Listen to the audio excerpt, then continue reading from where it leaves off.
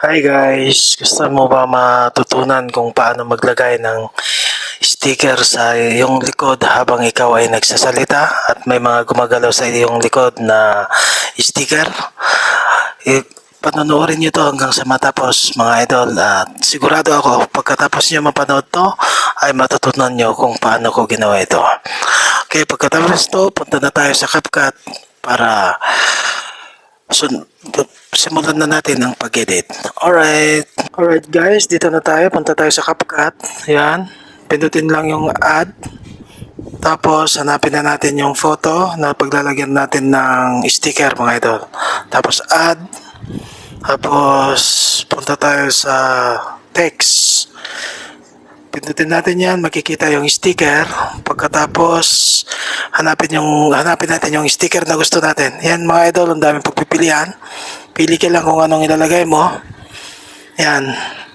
Kahit sa ano dyan. Ayan mga idol, example ko lang yan. Ang ilalagay kong sticker na mga yan.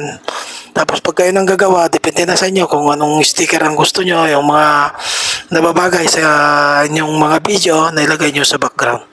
Maganda rin to mga idol na pang intro sa inyong mga reels.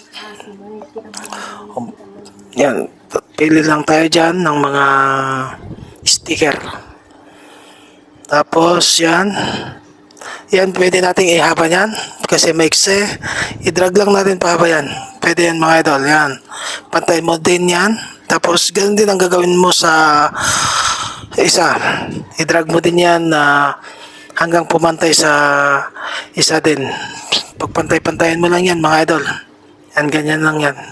Madali lang yan mga idol. At alam kong masusundan nyo to. Yan din yung isa. I-drag mo din. Yan, sobra. Tapos yan, ipantay mo lang yan. Pagkatapos, yan, may isa pa pala na hindi. Tapos ilagay mo yan. Yan, ipantay mo lang yan. Ngayon, pag okay na, mga idol, punta ka sa, i-check mo yun, i-download mo muna mga idol. Lagay mo muna sa gallery mo, tapos save, done mo lang yan. Tapos, punta tayo ulit sa CapCut, i-add mo, tapos hanapin mo yung ginawa mong may sticker na yon. Tapos yan, i-add mo din ulit yan. Tapos ngayon dyan mga idol, punta tayo sa overlay. Tapos hanap tayo yung video natin, yung ginawa natin na gusto natin ilagay dyan na may background na sticker.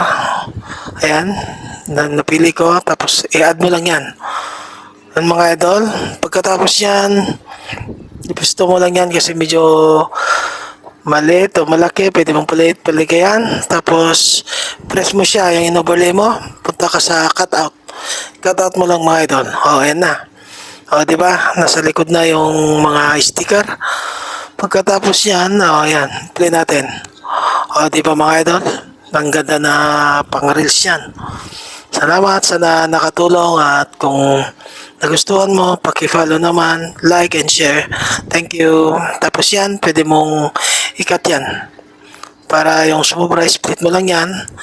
Tapos, delete mo na yung sumobra. O mga idol yan. Play natin. O, diba? Ngayon yan mga idol, pwede mo nang ipindot yung arrow sa taas. Pindot mo yung arrow sa taas, tapos punta ka doon sa save, o the phone. Tapos antayin mo na yan, exporting na yan. Diretso na yan sa inyong mga gallery mga idol. O yan. Tapos done. Done ulit. Okay.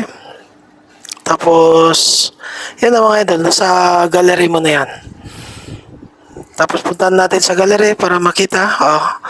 I-play natin mga idol para makita natin. Yan na ang kinalabasan. Maraming salamat mga idol. Kung nagustuhan mo, follow and share. Thank you. Bye.